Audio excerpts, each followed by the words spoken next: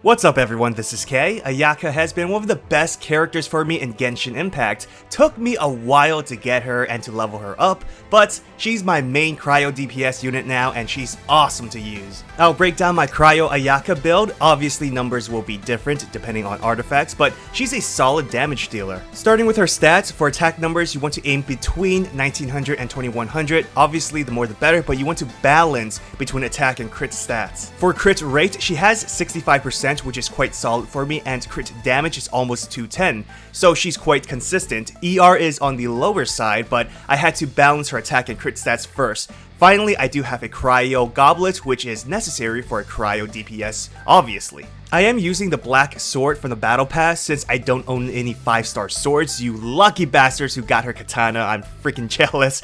The black cliff sword is better if you run a 4-piece blizzard set because of the crit rate from the artifacts, and the crit damage from the sword will be a nice balance. And if you're free to play, the new katana you can forge will be a decent alternative. For artifacts, I run the 2-piece Blizzard and 2-piece Gladiator. Now, using the 4-piece Blizzard set is better because you'll always infuse Cryo to enemies with Ayaka, which means she'll have a 20% crit rate boost from the artifacts, offering a lot better flexibility for substats. Even so, I'd still recommend having at least 30 to 40% crit rate for consistency on your stats. If you're using a perma-freeze team, then focus on crit damage, attack, and ER. ER is very important to spam her elemental burst because it deals insane damage. Don't forget having a second cryo on the team helps with crit rate as well. For myself, crit rate is already high without sacrificing damage, so I'm happy with using the 2-piece Gladiator. Again, you want a minimum of 1900 for the attack, so the 18% attack boost helps a bit. My main focus for substats are the typical attack percent and crit stats. Really like this flower,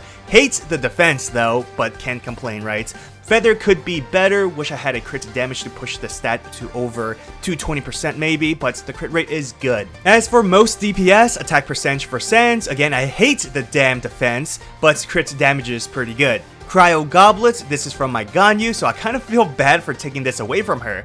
A beautiful 28% crit damage. Finally, crit damage main stat with Circlets with a high crit rate substat.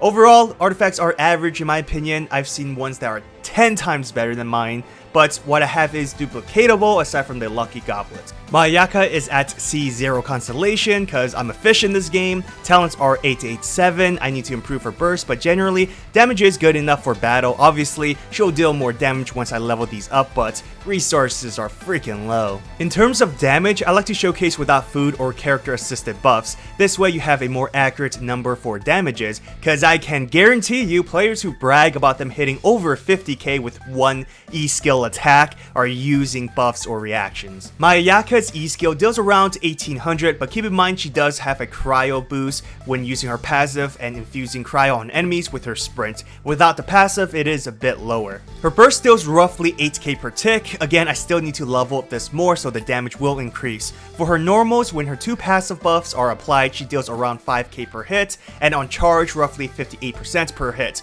totaling over 30k on attacks without buffs if all crit goes through. So keep in mind, Ayaka isn't a DPS that deals insane damage per hit compared to, let's say, Ganyu or Eula for example, but she does deal a lot of low damage that accumulates to high numbers within a small time frame. Best combo is to do 4 normals, then a charge attack, and with that complete combo, it only takes 4 seconds. This means you'll deal around 20k to 30k every 4 seconds if there's no interruptions, which isn't bad at all, and my stats and talents are on the lower end, which just shows how amazing Ayaka is. What makes Ayaka such a strong damage dealer is that with the combination of her skill, burst, and normal attacks, she can wipe out most HP from bosses with little buffs. She's also very flexible in team builds as well. One of my favorite is the DMC Virgil build by having Xing Shu inflict Hydra with his burst for freeze reactions. If you play DMC, you'll know why I call it the Virgil build because of the summoned swords and that